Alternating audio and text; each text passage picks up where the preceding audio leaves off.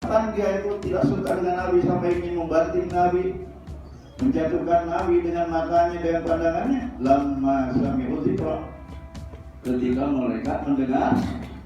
Jadi yang didengar zikir apa? Ya. Jadi zikir jahar ini sudah dilakukan sejak dulu oleh Rasulullah sendiri. Ya, sejak habis sholat sudah diriwayatkan oleh Ibnu Abbas dalam kitab Sahih Bukhari. Kata Ibnu Abbas, Rasulullah, aku mendengar sendiri kalau habis sholat Nabi di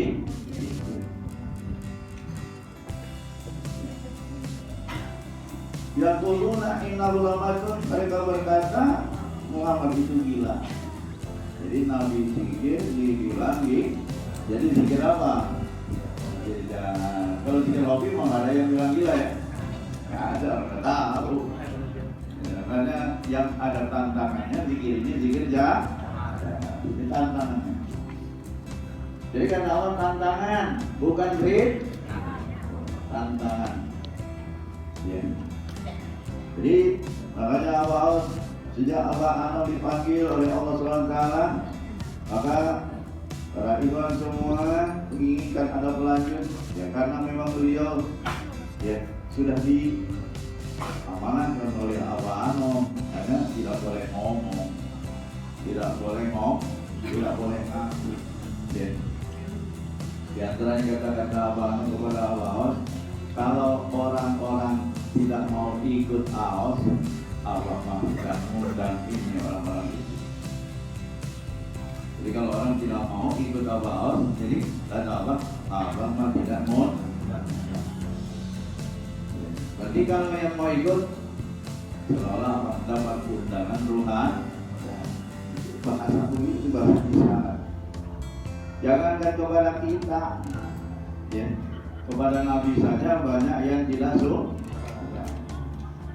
Karena kita yang menyampaikan Nabi ya saja yang menyampaikan banyak yang tidak mau percaya, tidak mau ikut. Jangankan kepada kita, kepada Allah juga banyak yang tidak sama Allah juga yang percaya. Allah itu masih murni. Ya, itu kata Allah sudah disampaikan sejak lama. Emangnya sejak apa? Sejak tahun 70-an. Ngomong begitu loh Pak. Beberapa sampai Abah mengungkapkan nanti kalau ada orang yang bilang tidak ada pelanjut Allah, sebenarnya dia yang mau, hanya tidak ada yang milih. Itu bilang begitu sebenarnya itu dari tahun berapa? Dari tahun 70. Jadi kalau orang bilang tidak ada pelanjut, maksudnya kalau Abah Anom meninggal tidak ada pelanjut, dia yang mau. Tapi bilang cuma gitu, tidak ada yang milih. Jadi artinya apa?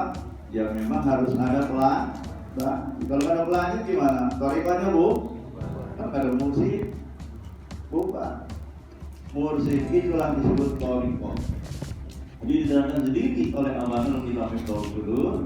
Wal masaiku mutaribatu ilallah wal adillahu alaihi wal babul ladzi yudkhalu minhu ilaih. Syekh Mursyid itulah tariqah, itulah jalan ke Allah. Jadi batang tubuh tariqah Syekh Mursyid. Kalau sekolah mesti ada gurunya. Ya ada guru.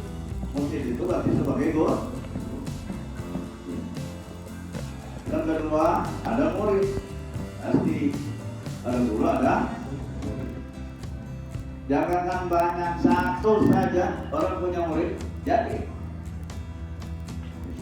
Kalau mau jadi murid, murid punya tariqah sendiri, tapi lapor dulu sama Jerman, Harun Lutfi. Ya, radhiyallahu anhu.